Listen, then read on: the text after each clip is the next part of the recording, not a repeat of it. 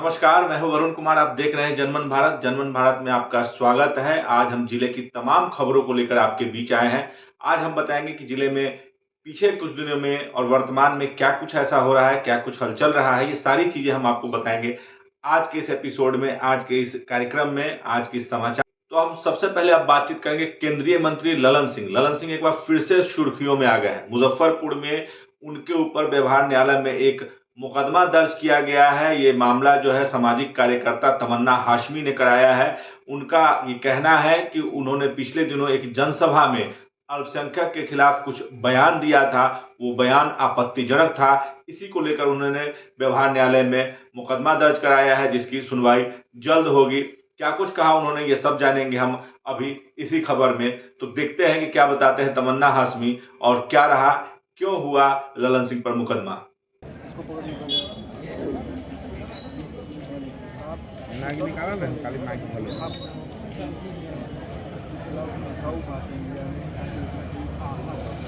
देखिए, मैंने भारत सरकार के एक मंत्री श्री ललन सिंह जी पे आज मुजफ्फरपुर के सीजीएम कोर्ट में मुकदमा दायर किया है। मुकदमा मैंने इसलिए दायर किया है कि ललन सिंह जी ने अपने भाषण में मुजफ्फरपुर में एक कार्यक्रम में आए थे जदयू के, और उन्होंने सीधा सीधा अपने मन से बोला कि अल्पसंख्यक जो है जो मुसलमान है वो जदयू को वोट नहीं करता है। ऐसा कह के उन्होंने अल्पसंख्यकों का अपमान करने का काम किया है। अगर ऐसा है तो जदयू क्यों अल्पसंख्यक प्रकोष्ठ चलाती है? इतने सारे लोग जो हैं अल्पसंख्यक नेता जो जदयू से जुड़े हुए हैं, तो ऐसा कह के उन्होंने अपनी मानसिकता दर्शाई है, मुसलमानों का अपमान करने का काम किया है, मुसलमानों को जो है बिल्कुल आहत करने का काम किया है। इसी से आहत होकर मैंने उनके खिलाफ सीजीएम कोर्ट में धारा 298, 299, 302 और 352 के तहत मुकदमा दर्ज कराया है, जिसको माननीय न्यायालय ने स्वीकार किया, और इसकी सुनवाई की तारीख जो है 4 दिसंबर को रखी है। अब हम बातचीत करेंगे पुष्कर की हत्या को लेकर। हाँ जी, वही पुष्कर जो साहेबगंज के माधोपुर हजारी गांव का रहने वाला था। बीते दिनों उसकी हत्या कर दी गई थी, गोली मारकर दिन दहाड़े अपराधियों ने उसकी हत्या कर दी थी। उसकी हत्या के बाद पूर्व मंत्री अजीत कुमार उनके घर पहुंचे और उनके पिता से मिलकर ढाढ़स बंधाया और कहा कि उनको जल्द न्याय मिलेगा।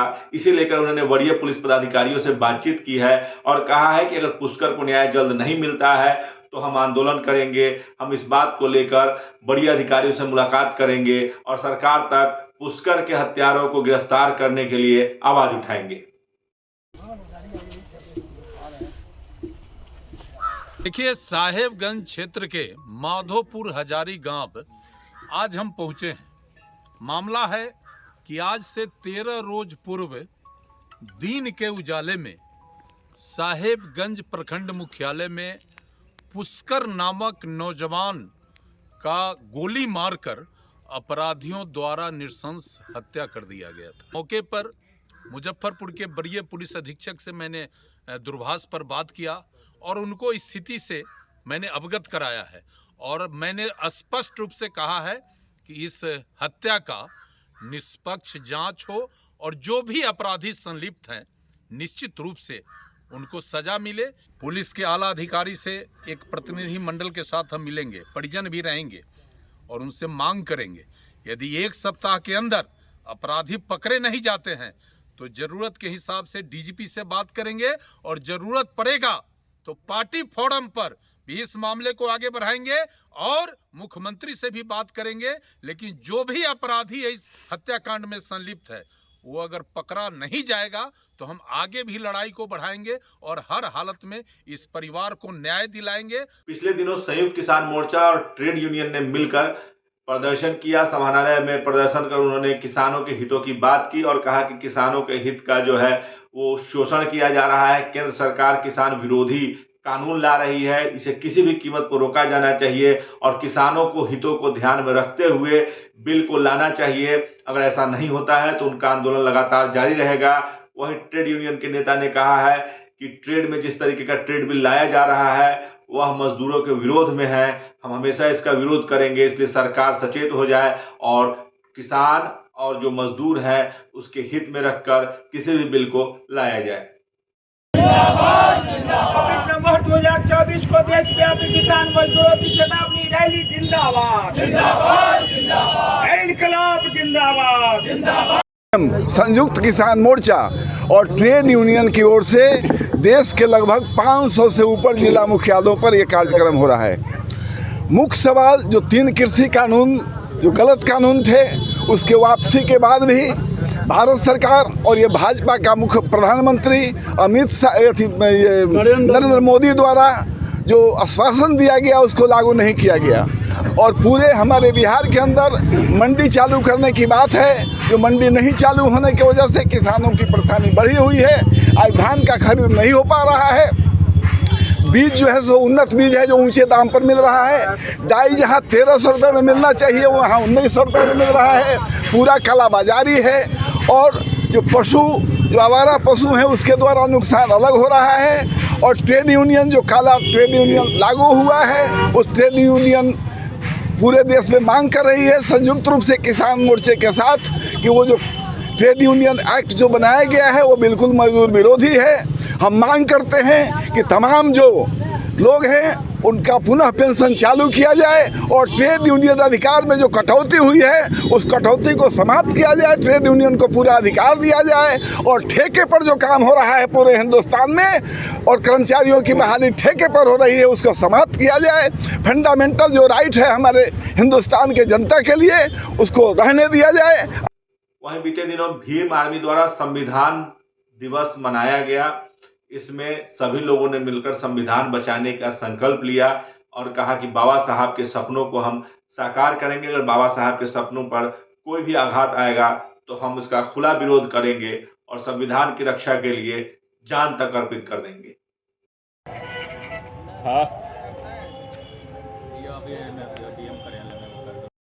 संविधान दिवस भीम आर्मी के बैनर तले आज मनाई गई है और ये संविधान दिवस वाकई में हम लोगों के लिए, पूरे भारतीयों के लिए गर्व की बात है। चूँकि संविधान नहीं होता तो हम लोग शायद इंसानों की ज़िंदगी नहीं जीते, ख़ास तौर पर बहुजन समाज। और बहुजन समाज के अलावा सभी समाज के लिए संविधान जो है एक रक्षा सूत्र है जो सबके लिए मतलब संरक्षण है संविधान के अंतर्गत ही। और सभी सुरक्षा अम्बेडकर संविधान निर्माता बहुत ही संघर्ष के बाद, बहुत बड़ी संघर्ष उनकी थी और बहुत बड़ा बलिदान था।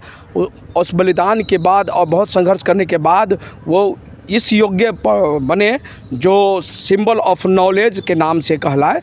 और जब भारत का संविधान जब निर्माण हो गया तो संसद भवन में उन्होंने संविधान को राष्ट्रपति डॉक्टर राजेंद्र प्रसाद जी के, प्रथम राष्ट्रपति डॉक्टर राजेंद्र प्रसाद और प्रधानमंत्री प्रथम पंडित जवाहरलाल नेहरू जी के हाथों में सौंपा था। तो उस वक्त उन्होंने कहा था कि संविधान, लोगों ने कहा है कि बहुत खूबसूरत है, बहुत अच्छा है, दुनिया के सभी संविधानों से अच्छा संविधान बनाया गया है।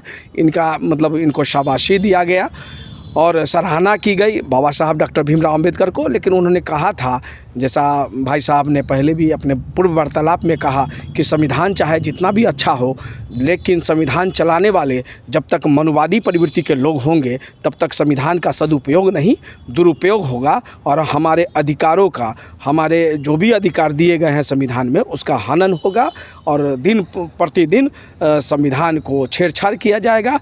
इसलिए संविधान दिवस के अवसर पर हम सभी संकल्प लेते हैं कि सबसे पहले किसी भी कीमत पर संविधान बचना चाहिए। संविधान है तो हम सभी हैं, हम सभी सुरक्षित हैं। महाकवि राम इकबाल सिंह राकेश स्मृति समिति द्वारा आम गोला स्थित शुभानंदी में महाकवि राकेश स्मृति पर्व मनाया गया। इस अवसर पर युवा कवि संजय पंकज ने सभा को संबोधित किया और उन्होंने महाकवि राकेश के जीवन परिचय पर दर्शन दिया। केवल यह कहना कि उत्तर छायावाद के अग्रणी कवि थे महाकवि राम इकबाल सिंह राकेश सर्वथा उचित नहीं है। वे कवि थे, अपने समय के महत्वपूर्ण कवि तो थे ही, आज भी उनके भाव और भाषा शिल्प नई पीढ़ियों को संस्कारित करने के लिए सामर्थ्य के साथ है। राम इकबाल सिंह राकेश का यौवन काल यद्यपि अपने घर और अपने जनपद से बहुत दूर उत्तर प्रदेश और मध्य प्रदेश में विभिन्न साहित्यिक पत्रिकाओं के संपादन में व्यतीत हुआ। लेकिन जब उत्तरार्ध काल में वे लौटे तो किसी महानगर या शहर में नहीं बसे, बल्कि अपने गांव चले गए, क्योंकि उन्हें लोक से प्यार था, वहाँ की प्रकृति से प्यार था उनका। सबसे बड़ी बात, आज जबकि धान की अनेक प्रजातियां गायब होती चली जा रही हैं, पक्षी विलुप्त हो रहे हैं, ऐसे में पक्षियों के नाम और धान की प्रजातियों की जानकारी लेने के लिए कृषि वैज्ञानिकों को भी राम इकबाल सिंह राकेश की कविताओं को पढ़ने की आवश्यकता नहीं है। शताधिक धान की प्रजातियों का उल्लेख किया हुआ है, सैकड़ों पक्षियों का, जो आज पक्षी कहीं किताब में दिख जाए तो दिख जाए, लेकिन प्रत्यक्ष रूप से नहीं है, क्योंकि हमने प्रकृति को बिगाड़ा है। जबकि हमारे पूर्व साहित्यकार प्रकृति के बीच में रहते हुए दधीची की तरह साहित्य साधना उन्होंने की और साहित्य को बहुमूल्य दिया है। पहली ही कृति गांडीव है, पहली कृति चट्टान, फिर गांडीव, मेघदुंदुभी, गंधज्वार, पद्मरागा। आप नाम से ही अनुमान लगा सकते हैं कि किस औदात्य भाव के कवि थे। केवल ग्रामीण लोक के ही नहीं, बल्कि प्रकृति के भी, पशु पक्षियों से, फूल पत्तियों से संवाद करना उन्हें आता था, और संवादात्मक शैली में, चित्रात्मक शैली में, बल्कि शब्दों का तो ऐसा ऐसा प्रयोग किया है जिसको पढ़ते हुए लगता है कि जाने कितनी भाषाओं के ज्ञाता है ये।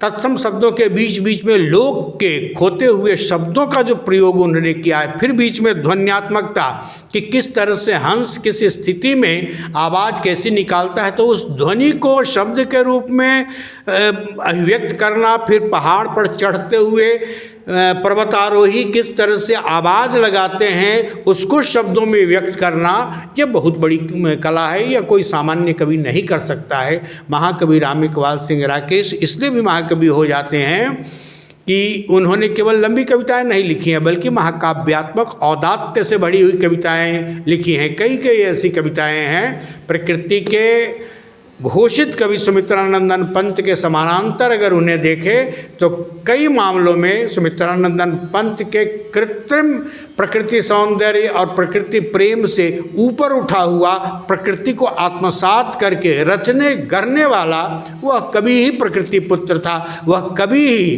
प्रकृति के बीच रमता हुआ उसको जी रहा था। तो आज के लिए बस इतना ही। अगली कड़ी में फिर मुलाकात होगी। तब तक हमारे चैनल को लाइक करें, सब्सक्राइब करें और शेयर जरूर करें। ये हमारे चैनल को मजबूती प्रदान करता है। आपका प्यार और स्नेह हमें से मिल रहा है। आप ऐसे ही अपना प्यार और स्नेह बनाए रखें। आज की कड़ी में बस यही रुकेंगे। अगली कड़ी में फिर मुलाकात होगी कुछ नई खबरों के साथ, कुछ नए साक्षात्कार के साथ।